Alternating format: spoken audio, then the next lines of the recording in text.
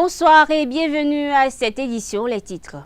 Dans le cadre de l'élection présidentielle du 11 avril prochain, la liste électorale était au cœur des échanges entre délégations CEDEAO et les responsables du COS LEPI hier lundi. À suivre dans un instant leurs impressions à l'issue de cette rencontre. Le ministre Dona Jean-Claude Oussou a doté les coordinations d'arrondissement de campagne de Porto Novo du parti Bloc républicain de matériel de campagne ce lundi 29 mars 2021. Plus de détails dans cette édition. En vue de la mise en place de l'équipe amateur 2AE FC, les étudiants de Guadjromede se sont inclinés face à ceux de Parakou en match test le samedi 27 mars dernier au stade municipal de Parakou. À suivre dans cette édition, le commentaire du vice-fondé 2AE, Quentin Toussaint-Didavi.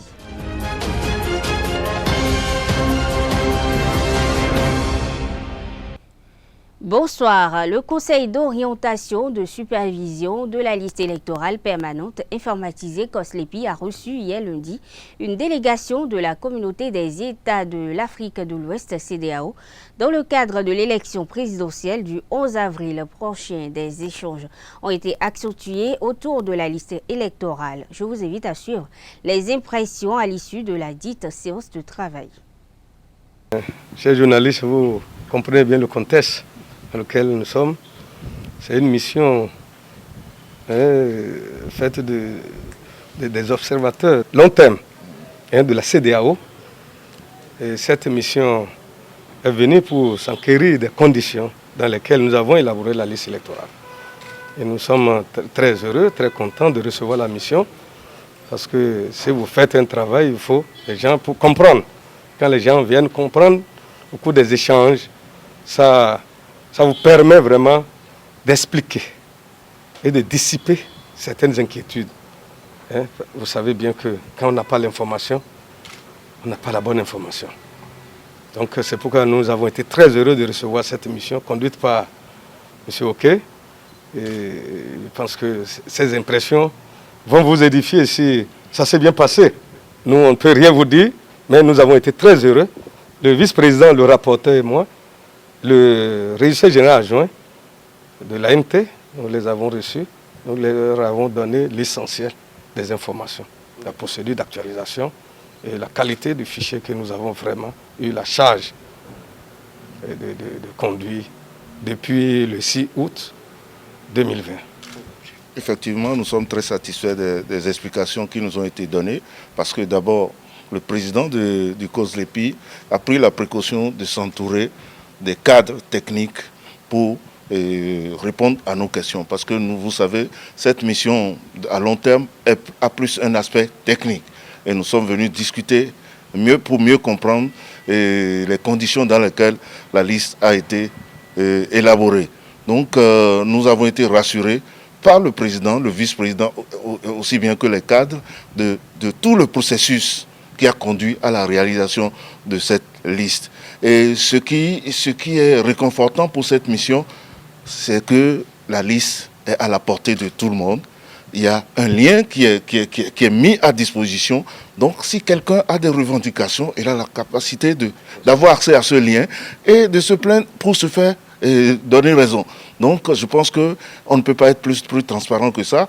Mais les difficultés que nous avons entendues lors de cette séance de travail sont les difficultés que nous rencontrons dans la plupart de nos pays.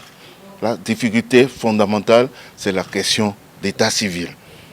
L'état civil dans nos pays cause problème et je pense que nos décideurs doivent penser à assainir cet état civil pour que nous puissions avoir des listes qui reflètent plus la réalité. Donc je pense que les efforts ont été faits pour avoir une liste qui est accessible à tous. Et donc si un citoyen a des problèmes sur son nom ou bien sur son lieu de vote et tout, il va sur le lien et c'est très facile et il pourra faire ses revendications. Et donc au nom de la délégation qui est venue ici, je pense que nous avons été très satisfaits. Nous avons reçu les réponses à toutes les questions que nous avons posées. On ne demande pas plus. Nous allons rendre compte au président de la commission de l'évolution du processus et de la qualité de la liste. Une équipe de campagne du parti UDBN, conduite par sa présidente Claudine Afiavi Prudencio, est au contact des populations de Cotonou depuis ce mardi matin. Pour la victoire du duo Talon Talata au soir du 11 avril prochain, la présidente de l'UDBN s'investit avec ingéniosité. De ce fait, depuis le lancement officiel de la campagne par le duo Talata au Palais des Congrès de Cotonou, l'UDBN organise chaque soir des concerts pour drainer du monde autour du projet de société de l'équipe gagnante.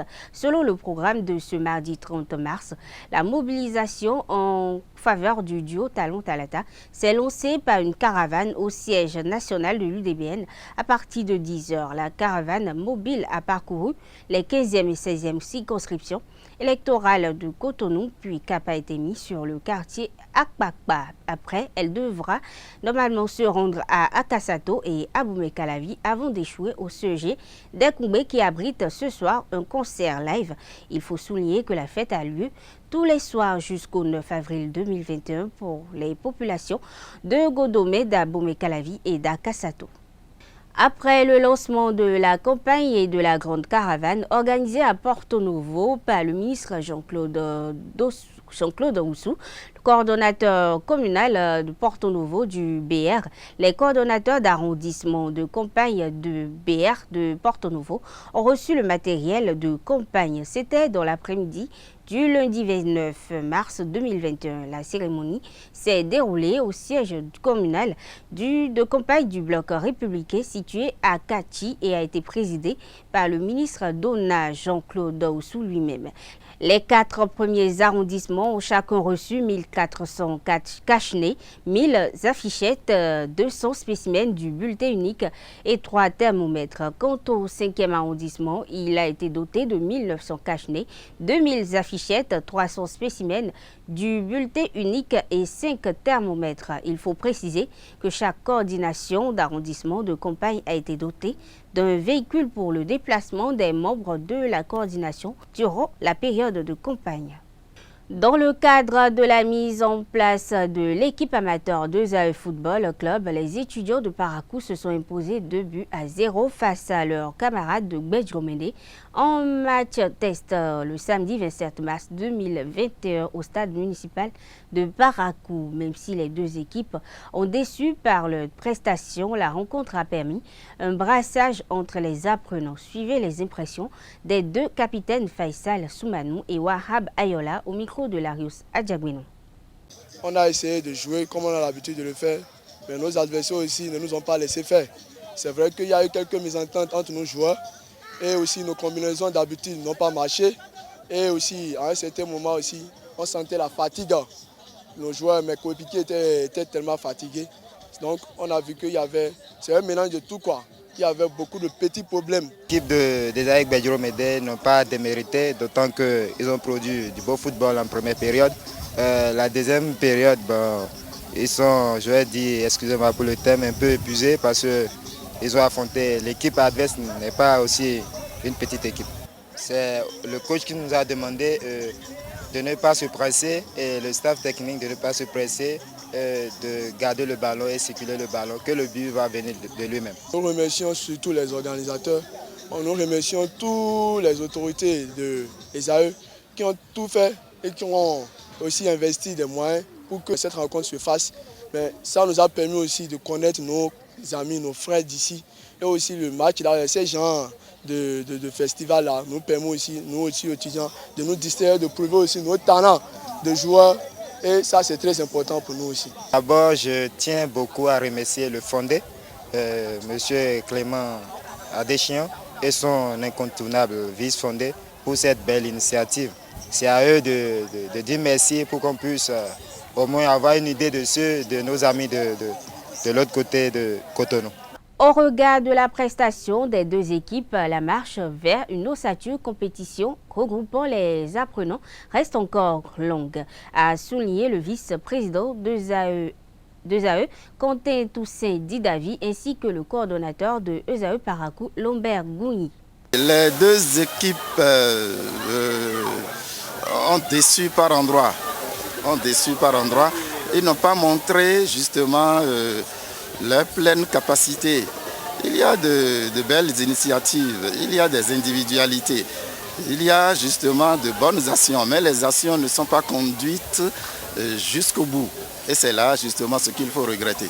J'ai été plus que déçu de ce que j'ai observé ce soir. Déjà que j'ai vu un match de Esaïe Cotonou le mercredi dernier, je les ai méconnus ce soir. Et vu les prouesses de l'équipe de Parakou, je constate aussi ce soir que c'est juste du football plaisir que ces étudiants pratiquent. Ils ne pratiquent pas encore le football de compétition. Donc il va falloir beaucoup travailler si on doit compter sur ces joueurs avant que nous n'ayons une équipe compétitive. J'ai rendu compte fondé tout à l'heure que si moi je devais prendre, je ne prendrais pas plus de 4. Et même les 4, c'est des gens à travailler. C'est des gens à travailler.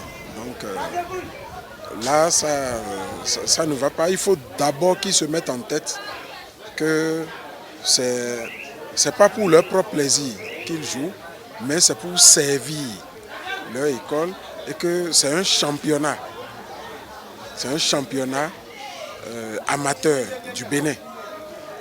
C'est à un championnat amateur du Bénin que nous avons voulu les convier. Donc vraiment, il y aura du travail à faire. On ne va pas baisser les bras, nous allons continuer de leur parler. Je crois Akwakwa vient ici à Parakou et nous avons le temps de faire descendre aussi Parakou à Cotonou pour continuer. Nous allons continuer l'exercice. Nous allons parler aux responsables, quitte à eux de sensibiliser les étudiants qui veulent vraiment mouiller le maillot.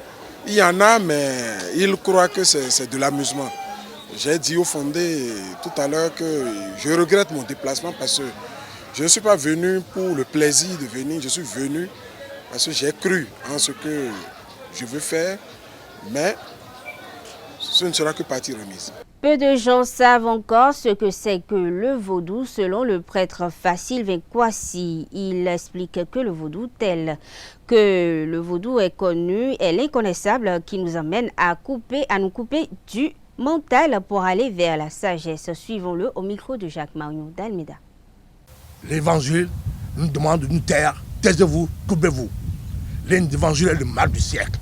L'Europe est la preuve vivante aujourd'hui que l'évangile est le mal du siècle. Les Chinois n'ont pas suivi l'évangile aujourd'hui, ils sont à la tête de l'humanité. Voilà. Des bocons béninois ignorent complètement ce que nos aïeux appellent vaudou. Tout à l'heure, vous avez dit que nos aïeux l'ont bien dit, ils sont clairs. Ils disent que le vaudou est l'inconnaissable. Le mot vaut l'exprime. Vaut veut dire une conjonction. Qu'est-ce qu'on appelle une conjonction? C'est la méthode qui permet de couper le mental, de transcender le mental. Donc, les gens qui m'écoutent aujourd'hui, on parle du yoga. Yoga qui est un mot africain, qui n'est pas un mot chinois. Yoga, on dit le grand ciel, le ciel de la vie. Donc, le coupeur de tête permet d'aller plus loin que la pensée rationnelle, que la pensée cartésienne qui est limitée, qui est une pensée de la mort, une pensée de la pesanteur de la gravité. Dépensons la pesanteur, dépensons la gravité pour se connecter au génie solaire. C'est ça le message vaudou, c'est ça la méthode vaudou. C'est pas ce que les Béninois font, c'est pas ce que les gens du Orisha font, non, c'est pas ça. C'est pas ce que les Haïtiens font, non. Non. Les Blancs, l'Église les a trompés, ils ont emmené des entités qu'ils ont créées eux-mêmes. Ce que tu as créé ne peut pas te sauver. D'accord? Donc le vrai vaudou, c'est pas ça. L'Afrique doit retrouver sa souveraineté. Chaque pays doit être souverain.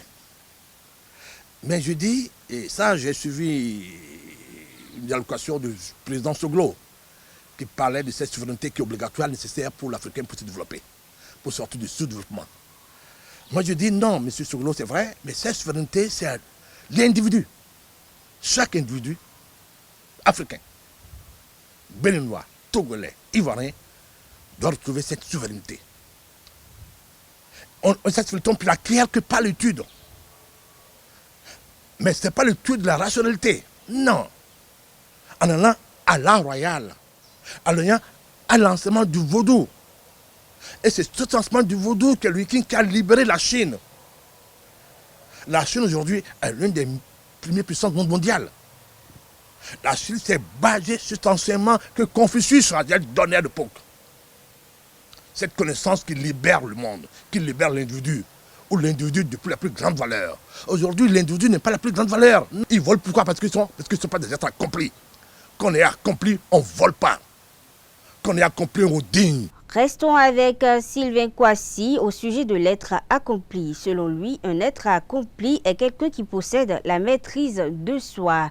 Il faut connaître le vaudou et l'habiter comme il habite en nous pour aller au développement de l'Afrique. Il s'explique au micro de Jacques Marion d'Almeida. Un être accompli, c'est quelqu'un qui possède l'art royal, la maîtrise du soi. On dit souvent qui se connaît son Seigneur. Qui se connaît le vaudou. Le vaudou nous habite. Il est l'essentiel qui est dans l'être profond. Donc je demanderai à mes frères béninois, surtout à l'autorité du Bénin, de l'Afrique occidentale, d'aller vers le vrai vaudou. Peut-être que l'Église les empêche d'y aller. Les religions les empêchent d'y aller. Je me rappelle qu'à la venue du président Talon, il a l'audace de dire que le Bénin est la terre de vaudou. Mais après, il a changé sa parole. Le vaudou nous a amené après vers le tourisme culturel. Le tourisme vaudou n'est pas le vaudou. C'est la culture de vaudou, ça. C'est ce que nous déplorons. Il doit garder sa parole agissante que le Bénin, la terre du vaudou. Donc à partir de ce moment, qu'est-ce qui fait aujourd'hui le sous-développement du Bénin? C'est le rejet du vaudou. Que l'Église a jeté l'hérésie en disant que la sorcellerie. Le vaudou est la sagesse divine. Le vaudou qui permet à l'individu de prendre conscience des devoirs de la République. Quand nous parlons de la République, on parle déjà du peuple. Le peuple qui est souverain. On ne va pas attendre que le blanc viendra nous apporter cette souveraineté. Le blanc nous a donné l'indépendance déjà. C'est à nous, dans la quête de cette souveraineté, en allant au vaudou. Le vaudou qui libère. C'est pour ça que cette année, le phare de cette année, qui est le site de samedi, parle de cette liberté qui restaure. La connaissance qui restaure. La liberté perdue. Entièrement ou partiellement. Et cette connaissance de samedi est la connaissance mère du vaudou. Nous sommes à la fin de cette édition, mesdames et messieurs. Merci de l'avoir suivi. À très bientôt.